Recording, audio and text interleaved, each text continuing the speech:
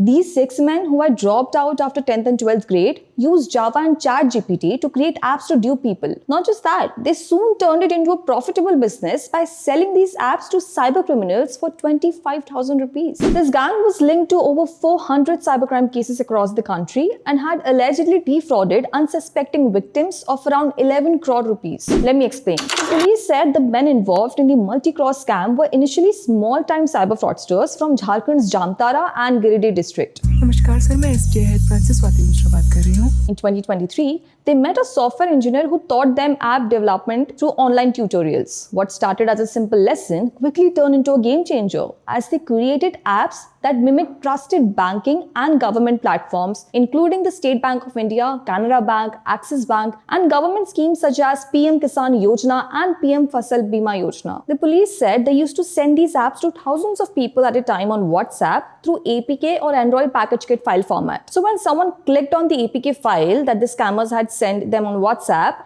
it installed the app on their phone. Once the app was installed, like several other apps, it asked for permissions, things such as access to contacts, messages, and storage. Once those permissions were granted, the scammers would have full control. They could remotely access everything on the phone: text, messages, phone calls, even banking apps. The scammers then didn't need to ask victims for OTPs for transactions, as they could access the OTPs themselves. The police revealed that once a phone was hacked, they would not only scam the user but also use the victim's contact list to scam more people. They said once they get access to one phone, they remotely log into WhatsApp and send the APK to the victim's contacts and groups asking them to install it. If one of them does, then this continues in a chain reaction. They added that their idea is simple. Even if only a small percentage of recipients install the apps, it would result in financial gains of lakhs. To make the scam look genuine, the police said that they also sent specific apps to specific victims matching their information. The police recovered a spreadsheet with details of about 2,000 Punjab National Bank account holders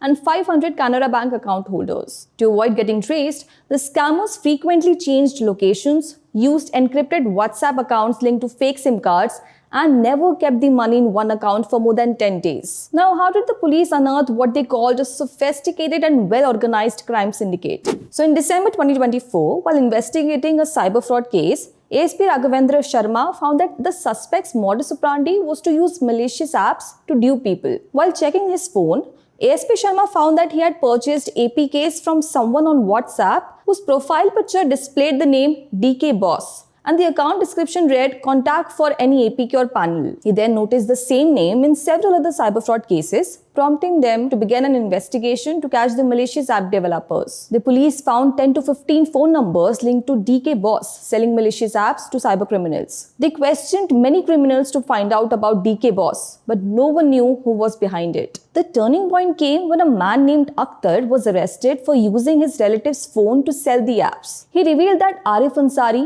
Mehboob Alam, and SK Bilal were behind the DK Boss pseudonym. On 25th January 2025, all the three accused were arrested along with their 3 associates Ajay, Safauddin, and Jashim. The police said Mehboob, Arif, and Bilal created the malicious apps while Ajay distributed and sold them.